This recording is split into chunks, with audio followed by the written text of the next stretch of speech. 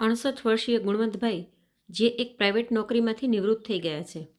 આજે સવારે જ્યારે વોકિંગ કરીને ઘર તરફ પાછા આવી રહ્યા હતા તો મનમાં વિચારવા લાગ્યા કે રિટાયરમેન્ટના સમયે હું વિચારતો હતો કે હું બંધનથી મુક્તિ તરફ જઈ રહ્યો છું, પરંતુ હવે સમજાતું નથી કે આને જીવનની સ્વતંત્રતા કહેવાય કે જીવનમાં જ મૃત્યુનો પૂર્વાભ્યાસ.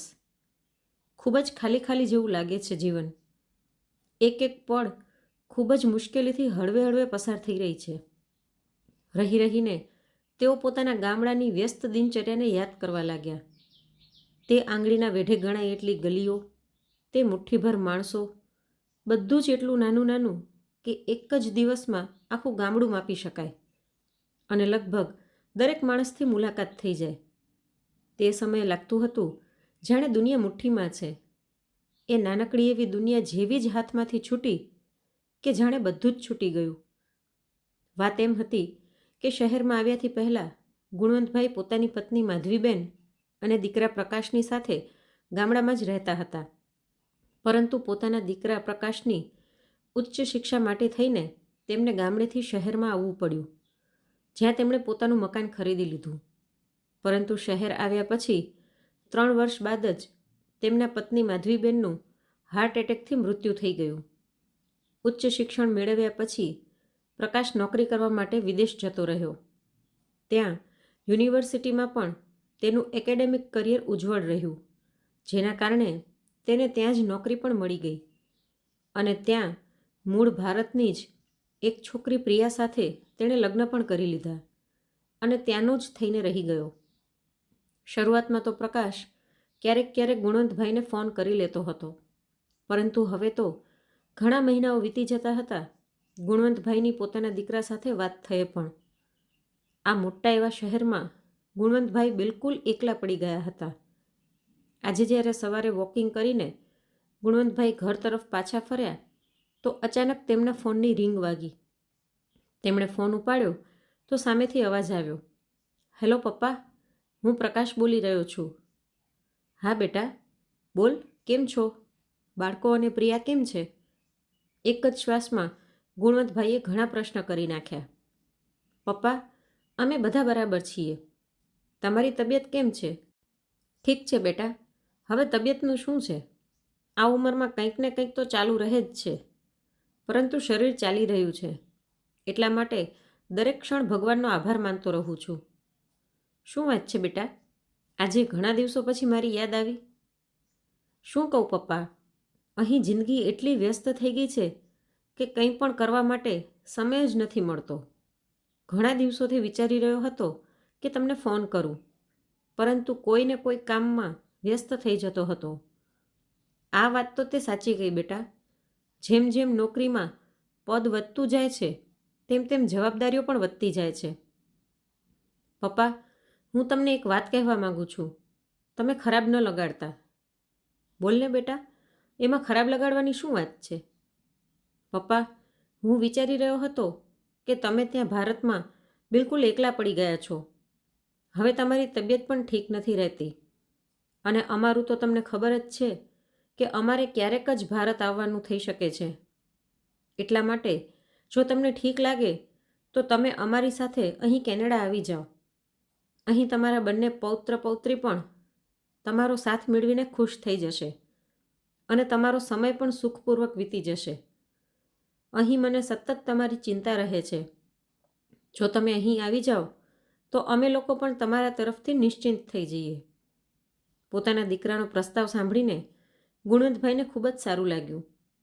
તેઓ વિચારવા લાગ્યા કે 10 વર્ષ વીતી ગયા મને નોકરીમાંથી રિટાયર્ડ થયે.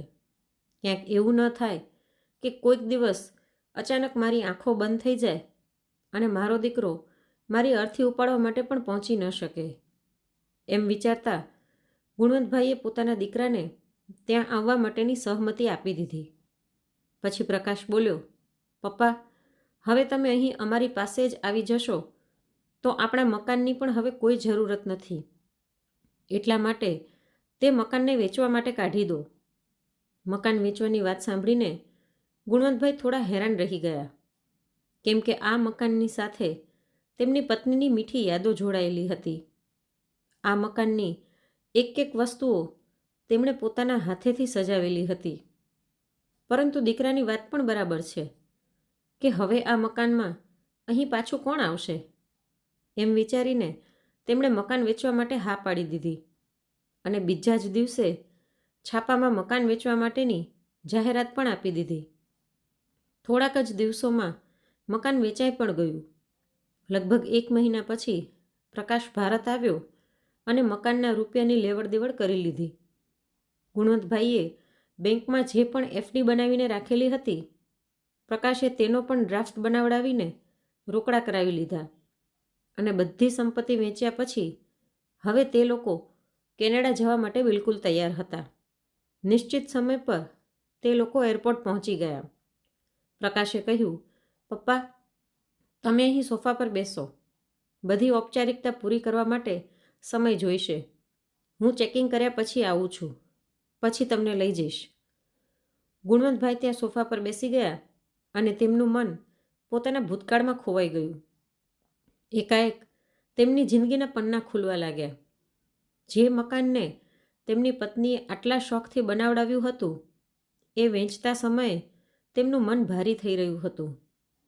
શહેરમાં આવવાથી પહેલાં ગુણવંતભાઈએ પોતાની પત્ની માધવીબેનને કહ્યું હતું કે ઘર ભાડા ઉપર લઈ લઈએ અને આરામથી રહીશું. પરંતુ માધવીબેન તૈયાર હતા નહીં અને કહેવા લાગ્યા કે ભાડાના મકાનમાં તો આપણે ફક્ત વર્તમાન જ આરામથી વિતાવી શકીશું, પણ ભવિષ્યની ચિંતા સતત રહેશે. ભલે ગમે એમ હોય, એક નાનકડું મકાન અથવા તો ફ્લેટ લોન લઈને ખરીદી લો. કમસે કમ વૃદ્ધાવસ્થામાં ક્યાંય ભટકવું તો નહીં પડે. કેટલા શોખથી મેં આ મકાન બનાવ્યું હતું. માધવી પણ થોડોક સમય જ આ મકાનમાં રહી શકી. અચાનક એક રાત્રે તેની તબિયત એટલી વધારે ખરાબ થઈ ગઈ કે શ્વાસ લેવામાં પણ તકલીફ થવા લાગી. ઈલાજ કરવા માટે તેને હોસ્પિટલમાં દાખલ કરાવડાવી, પરંતુ ડૉક્ટરો લાખ કોશિશો છતાં પણ તેને બચાવી ન શક્યા અને આ દુનિયામાં મને એકલો મૂકીને ભગવાન પાસે જતી રહી. માધવીના મૃત્યુ પછી પ્રકાશ થોડા દિવસો માટે જ ભારત આવ્યો અને થોડાક જ દિવસો પછી પાછો પણ જતો રહ્યો. પરંતુ તેમના ગયા પછી ગુણવંતભાઈ ખૂબ જ એકલા થઈ ગયા હતા. ક્યાંય પણ તેમનું મન નહોતું લાગી રહ્યું. આટલા મોટા ઘરમાં એકલું રહેવું તો એમને એવું લાગતું હતું કે જાણે ઘર તેમને ખાવા માટે દોડી રહ્યું હોય. ગુણવંતભાઈ, જેમણે ક્યારેય પણ ઘરનું કામ કર્યું નહોતું, હવે જાતે જ પોતાનું જમવાનું બનાવવા લાગ્યા હતા અને ઘરની સાફ સફાઈ કરવા માટે એક કામવાળી બાઈને રાખી લીધી હતી. અચાનક ગુણવંતભાઈનું ધ્યાન ભંગ થયું. તેમને લાગ્યું કે ઘણીવાર થઈ ગઈ છે, પ્રકાશ હજી સુધી ચેકિંગ કરીને આવ્યો નહીં. ઘડિયાળ પર નજર નાખી તો લગભગ 1.5 કલાકનો સમય વીતી ગયો હતો. ગુણવંતભાઈએ કેનેડા જવાવાળી ફ્લાઇટના કાઉન્ટર પર જઈને પૂછ્યું, મેડમ, મારું નામ ગુણવંતભાઈ છે. મારા દીકરાનું નામ પ્રકાશ છે. અમારે કેનેડા જવાવાળી ફ્લાઇટ પકડવાની છે. મારો દીકરો ચેકિંગ કરવા માટે આવ્યો હતો, પરંતુ તે મને ક્યાંય નજર નથી આવી રહ્યો. ગુણવંતભાઈની વાત સાંભળીને કાઉન્ટર પર કાર્યરત એક મહિલાએ યાત્રીઓની લિસ્ટ જોઈને કહ્યું, હા અંકલ, પ્રકાશ નામનો એક યાત્રી અહીં આવ્યો હતો, જેણે ચેકિંગ કર્યું હતું. કેનેડાની ફ્લાઇટ ગયે તો 1 કલાકનો સમય વીતી ગયો છે. તે મહિલાની વાત સાંભળીને ગુણવંતભાઈની હેરાનીનું ઠેકાણું ન રહ્યું. તેઓ બોલ્યા, પણ મેડમ, તે ફ્લાઇટથી તો મારે પણ કેનેડા જવાનું હતું. મને લીધા વગર ફ્લાઇટ કઈ રીતે જતી રહી? એટલે તે મહિલા બોલી, એવું તો સંભવ જ ન થઈ શકે અંકલ. જેટલા પણ યાત્રી તે ફ્લાઇટમાં જવાના હતા, બધા જ ગયા છે. કોઈ પણ યાત્રી છૂટી ગયું નથી. જો કોઈ યાત્રી ન પહોંચ્યું હોય તો અમારા તરફથી ઘોષણા કરવામાં આવે છે. તે મહિલાની વાત સાંભળીને ગુણવંતભાઈ રૂંધાયેલા અવાજમાં બોલ્યા, તો શું મને લીધા વગર જ મારો દીકરો કેનેડા જતો રહ્યો? એનો મતલબ તો એ થયો કે તેણે મારી ટિકિટ લીધી જ નહોતી. આ કેવી છેતરપિંડી છે! ગુણવંતભાઈના પગ નીચેથી તો જાણે જમીન જ ખસકી ગઈ. તેઓ પોતાનું માથું પકડીને જમીન પર ધડામ દઈને બેસી ગયા. વિચારવા લાગ્યા શું મારો દીકરો આટલો કઠોર થઈ શકે છે? જેને ભણાવવા માટે થઈને અમે અમારા જીવનના સોનેરી દિવસોને પણ પરસેવામાં ભીંજવી નાખ્યા હતા, તેનું જીવન ઉજ્જવળ બનાવવા માટે અમારી ખુશીઓને ન્યોછાવર કરી દીધી હતી. માધવી મને હંમેશા કહેતી હતી કે પોતાના ગડપણ માટે પણ આપણે કંઈક બચાવીને રાખવું જોઈએ. પરંતુ મારો એક જ જવાબ હંમેશા રહેતો, લઈ દઈને પ્રકાશ આપણો એકનો એક દીકરો છે. જો આપણે તેની સુખ સુવિધાનું ધ્યાન નહીં રાખીએ તો બીજું કોણ રાખશે? તે એક રમકડું માગતો હતો તો હું 2 લઈ આવીને આપતો હતો. તેની વિદેશમાં ભણવાની જીદ પૂરી કરવા, રૂપિયા ભેગા કરવા માટે ખબર નહીં મેં કેટલા સંઘર્ષ કર્યા હતા, કેટલા લોકોની આગળ હાથ ફેલાવ્યો હતો. મનમાં બસ પોતાના દીકરાની વાત પૂરી કરવાની ધૂન સવાર હતી કે તે ગમે તે રીતે વિદેશ જતો રહે. આ વાતને લઈને મારા મોટા ભાઈ શશિકાંત સાથે પણ મારી લડાઈ થઈ ગઈ, કેમ કે તેણે મને કોઈ પણ પ્રકારની મદદ કરવાથી ના પાડી દીધી હતી. તે કહેતો હતો, જ્યારે સામર્થ્ય નથી તો વિદેશ શું કામે મોકલી રહ્યો છે? શું આપણા દેશમાં આગળ ભણતર નથી? શું અહીં ભણી ગણીને છોકરાઓ નોકરી નથી કરતા? જેટલી ચાદર હોય ને એટલા જ પગ ફેલાવા જોઈએ. મારા ભાઈના આચરણથી મને કેટલી તકલીફ થઈ હતી.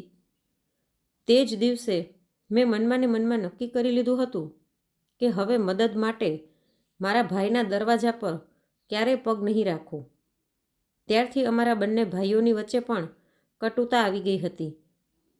પરંતુ જોયું જાય તો તેણે કંઈ પણ ખોટું નહોતું કહ્યું. જે દીકરાના કારણે મેં પોતાના ભાઈથી પણ સંબંધ તોડી નાખ્યા હતા, આજે તે જ દીકરો મને આવા સમયમાં બેસહારા મૂકીને દગો દઈને જતો રહ્યો, જે સમયે મને સૌથી વધારે તેના સહારાની જરૂરત હતી. સિક્યુરિટી કર્મચારીનો અવાજ સાંભળીને ગુણવંતભાઈનું ધ્યાન તૂટ્યું. તે કર્મચારી તેમને પૂછવા લાગ્યો, સર, તમારે ક્યાં જવાનું છે? હું જોઈ રહ્યો છું તમે ઘણા સમયથી અહીં નીચે બેઠા છો. બેટા, હું ક્યાં જઈશ? મારું તો કોઈ ઠેકાણું જ નથી રહ્યું. મારે તો મારા દીકરાની સાથે કેનેડા જવાનું હતું, પરંતુ તે તો મને મૂકીને જતો રહ્યો. હવે મારી કિસ્મત મને ક્યાં લઈ જશે એ હું પોતે પણ નથી જાણતો. એટલું કહીને ગુણવંતભાઈ પાસે રાખેલી બેન્ચનો ટેકો લઈને ઊભા થયા. તેમને કંઈ પણ સૂઝી નહોતું રહ્યું. દુઃખી મનથી તેઓ એરપોર્ટની બહાર નીકળી આવ્યા અને વિચારવા લાગ્યા, હે ભગવાન, આવી મુસીબતની ઘડીમાં હું ક્યાં જઈશ?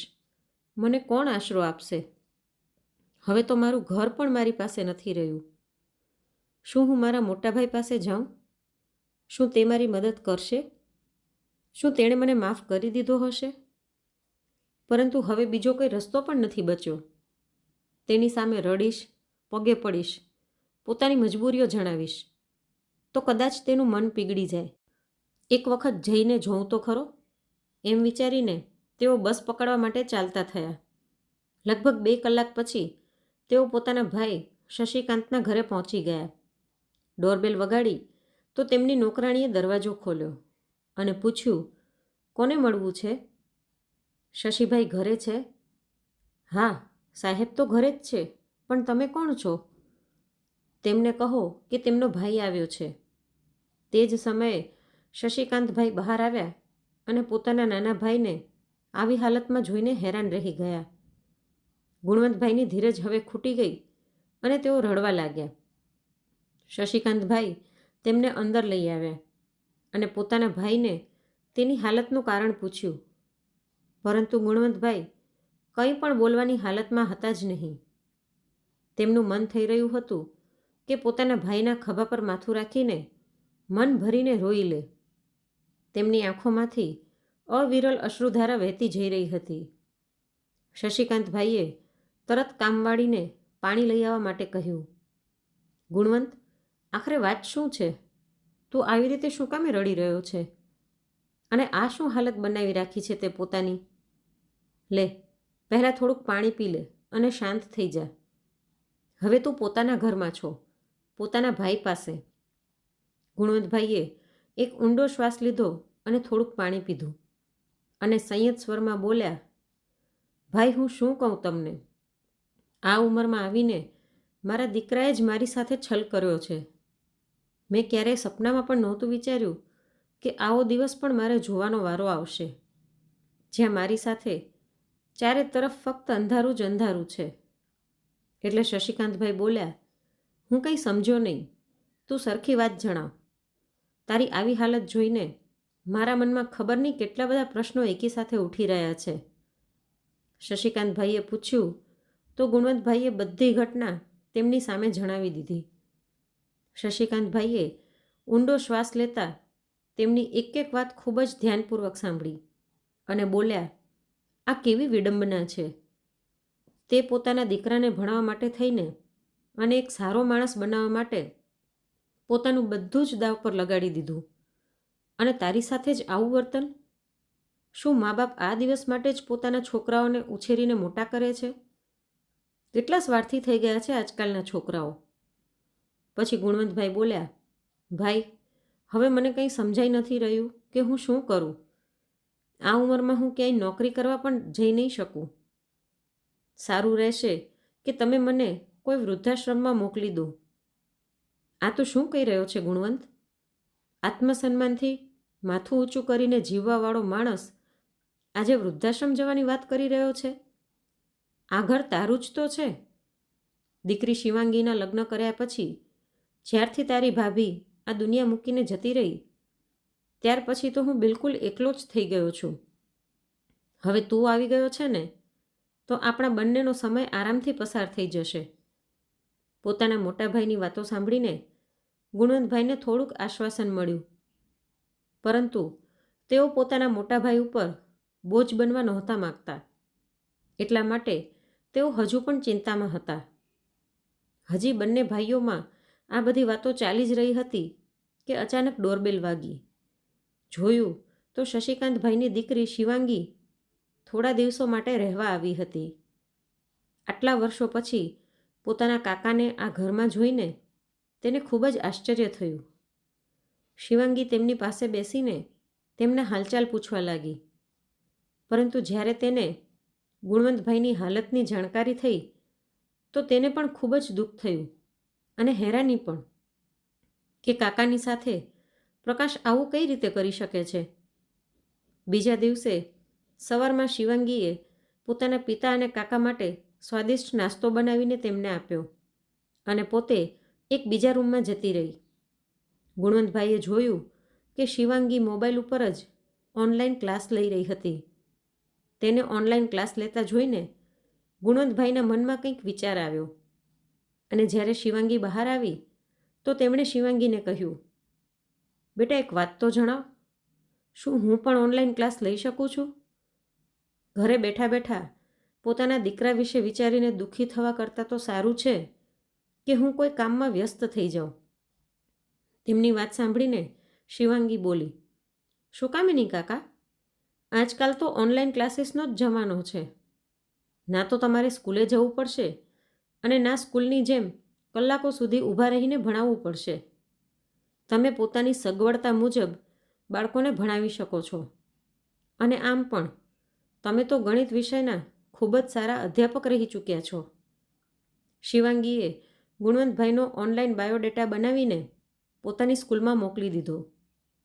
થોડાક જ સમયમાં ગુણવંતભાઈને નિયુક્ત કરી લેવામાં આવ્યા. હવે તેમને ઓનલાઈન ભણાવવાના સારા રૂપિયા મળવા લાગ્યા હતા. સવારે 9 વાગ્યાથી લઈને 12 વાગ્યા સુધી તેઓ પોતાના ફોનથી જ બાળકોને ઓનલાઈન ભણાવતા હતા અને પોતાનો ખર્ચો જાતે જ કાઢી લેતા હતા. હવે તેમને જીવવા માટે એક હેતુ મળી ગયો હતો. તેઓ પહેલાંથી પણ વધારે ચુસ્ત અને તંદુરસ્ત રહેવા લાગ્યા હતા. હવે તેઓ પોતાની જિંદગીથી સંતુષ્ટ હતા, પરંતુ તેઓ ગરીબ બાળકો માટે પણ કંઈક કરવા માગતા હતા. એટલા માટે તેમણે બાળકો માટે પોતાનું કોચિંગ સેન્ટર ખોલવા વિશે વિચાર્યું, અને આ કામમાં પણ તેમની મદદ તેમની ભત્રીજી શિવાંગીએ કરી. શિવાંગીની મદદથી તેમણે એક જગ્યા ભાડા પર લીધી, જ્યાં તેમણે પોતાનું કોચિંગ સેન્ટર ખોલ્યું. ગણિતના વિષય સિવાય અન્ય વિષયોનું પણ કોચિંગ પ્રદાન કરવા માટે તેમણે 2 અધ્યાપક પણ નિયુક્ત કરી લીધા.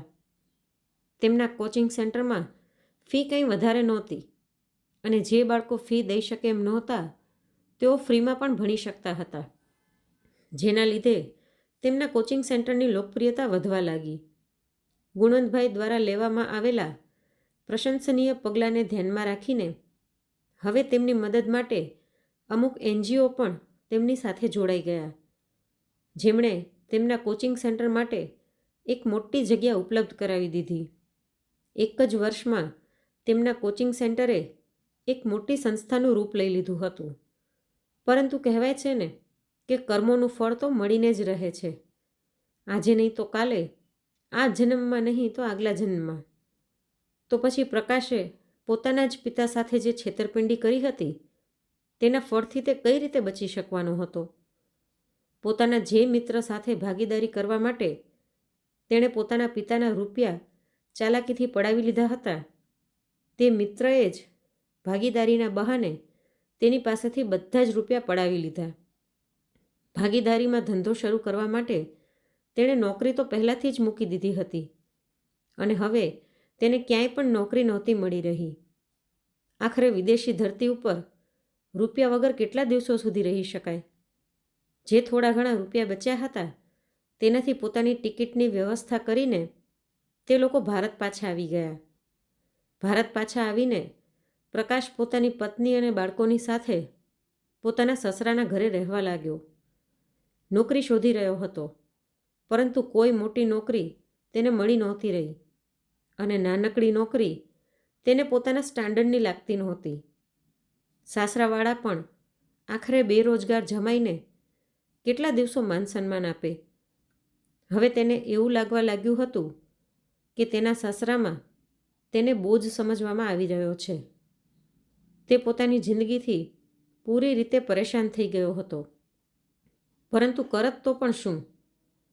એક દિવસ જ્યારે તેણે સવારમાં છાપું વાંચવા માટે લીધું તો છાપામાં બીજી ખબરોની સાથે પોતાના પિતાનો ફોટો જોઈને તે હેરાન રહી ગયો. છાપામાં લખ્યું હતું, ઘણી વખત મહેનત કરવાવાળા મુશ્કેલીઓથી ડરતા નથી, પરંતુ પોતાના દમ પર મુશ્કેલીઓને દૂર કરવાની કોશિશ કરે છે.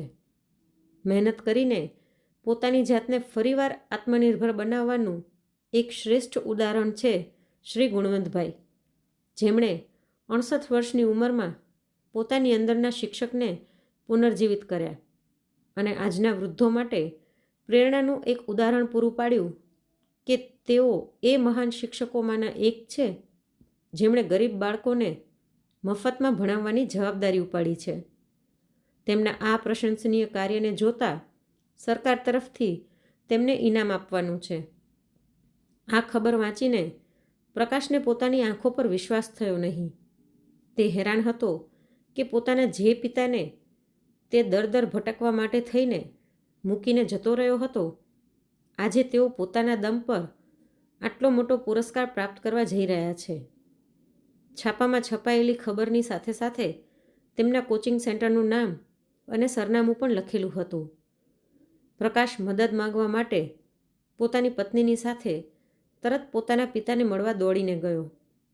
પહોંચીને જોયું તો તે જગ્યા ઉપર એક ખૂબ જ મોટી સંસ્થા બનાવવામાં આવી હતી. જ્યારે તે બંને જણા અંદર ગયા તો ગાર્ડના પૂછવા પર તેમણે જણાવ્યું કે ગુણવંતભાઈને મળવું છે. ગાર્ડ તેમને ઓફિસમાં બેસાડીને ગુણવંતભાઈને બોલાવવા જતો રહ્યો. જેવા જ ગુણવંતભાઈ પોતાની ઓફિસમાં આવ્યા તો પ્રકાશ તેમને જોઈને હેરાન હતો. તેના પિતા, જેમના ચહેરા પર ક્યારેક લાચારી દેખાતી હતી, આજે તેમના ચહેરા પર એક આત્મવિશ્વાસભરી ચમક હતી. ગુણવંતભાઈના આવતા જ પ્રકાશ તેમના પગમાં પડીને રડવા લાગ્યો. પોતાના દીકરા પ્રકાશને પોતાના પગમાં અચાનક જોઈને ગુણવંતભાઈ હેરાન રહી ગયા. ત્યારે પ્રકાશ બોલ્યો, પપ્પા, મને માફ કરી દો. મારાથી ખૂબ જ મોટી ભૂલ થઈ ગઈ છે. હું ચાલાકીથી તમારું ઘર વેચાવીને તમને એકલા મૂકીને જતો રહ્યો, પરંતુ તેની સજા મને ઈશ્વરે આપી દીધી છે. મારી સાથે પણ ખૂબ જ મોટી છેતરપિંડી થઈ છે. હવે મને તમારી મદદ જોઈએ. ગુણવંતભાઈ પોતાના દીકરાની વાત સાંભળીને બોલ્યા, બેટા, તું કદાચ ભૂલી ગયો હતો કે ઈશ્વરની લાકડીમાં અવાજ નથી હોતો, પરંતુ જ્યારે તે પડે છે ને તો માણસ ક્યાંયનો નથી રહેતો. અને જ્યાં સુધી વાત રહી મારા માફ કરવાની, તો તમે લોકોએ મારી સાથે જે કર્યું છે તેના માટે હું તમને ક્યારે પણ માફ નહીં કરી શકું. તે એક વૃદ્ધ પિતાનો વિશ્વાસ તોડ્યો છે. અહીં મને એકલો મરવા માટે મૂકીને જતા પહેલાં તે મારા વિશે એકવાર પણ વિચાર્યું નહીં? અરે કમસે કમ એટલું તો વિચારી લેવું હતું કે તારો આ ઘરડો બાપ ક્યાં રહેશે, ક્યાં ખાશે? અરે એક તરફ તું છે અને એક તરફ શશીભાઈની દીકરી શિવાંગી છે, જે પરણેલી હોવા છતાં પણ પોતાના પિતાનું પણ સારી રીતે ધ્યાન રાખે છે અને પોતાનું ઘર પણ સારી રીતે સંભાળે છે. ત્યારે ગુણવંતભાઈના દીકરાની વહુ બનાવટી આંસુ કાઢતા બોલી, પપ્પા, હવે જે થઈ ગયું તે થઈ ગયું, તેને બદલી તો નહીં શકાય, પરંતુ તમે નથી જાણતા અમે કેટલી મુશ્કેલીઓથી પસાર થઈ રહ્યા છીએ. એક એક રૂપિયા માટે અમે લોકો તરસી ગયા છીએ. હવે બાળકોનો ભણવાનો ખર્ચો પણ છે. તમે જ કહો, અમે કઈ રીતે ગુજારો કરીએ? પ્રકાશે પણ કહ્યું, પપ્પા, જો તમે અમારી કંઈક મદદ કરી દો તો. એટલે ગુણવંતભાઈએ સ્પષ્ટ રૂપથી કહી દીધું, એક વખત હું છેતરાઈ ગયો છું. આનાથી વધારે છેતરાવાની શક્તિ મારી પાસે હવે નથી. તારે જે કરવું હોય તે કર, પરંતુ જે પણ રૂપિયા હું કમાઈ રહ્યો છું તે પોતાની મહેનતથી કમાઈ રહ્યો છું. તે રૂપિયામાંથી એક સિક્કો પણ મારી પાસે તારા માટે નથી. જો હું આ ગઢપણમાં આટલું બધું મેળવી શકું છું તો તારી તો હજી ઉંમર છે. પોતાની રીતે રૂપિયા કમા અને પોતાની જિંદગી કઈ રીતે જીવવી છે તે પોતે જ જોઈ લે, પરંતુ મારી પાસેથી કંઈ પણ આશા ન રાખતો અને ફરીવાર ક્યારે પણ મારી પાસે આવતો નહીં. મારો ક્લાસ લેવાનો સમય થઈ રહ્યો છે, હું જાઉં છું. દીકરો અને વહુ પોતાના પિતાને હેરાનીથી જોતા રહ્યા. તે બંને બીજું કંઈ બોલે તેનાથી પહેલાં જ ગુણવંતભાઈ ઊભા થઈને પોતાનો ક્લાસ લેવા માટે જતા રહ્યા. દીકરો અને વહુ બંને મોઢું લટકાવીને પાછા આવી ગયા. હવે તેમની પાસે પસ્તાવો કરવા સિવાય બીજો કોઈ રસ્તો બચ્યો જ નહોતો. તો મિત્રો, આજની આ વાર્તા તમને કેવી લાગી અને તમે કયા શહેરમાંથી સાંભળી રહ્યા છો તે કોમેન્ટ કરીને જરૂરથી જણાવજો. અને જો વાર્તા ગમી હોય તો લાઈક કરીને વધુમાં વધુ શેર પણ કરજો. અને આવી જ અવનવી વાર્તા સાંભળવા માટે ચેનલને સબસ્ક્રાઈબ જરૂરથી કરજો.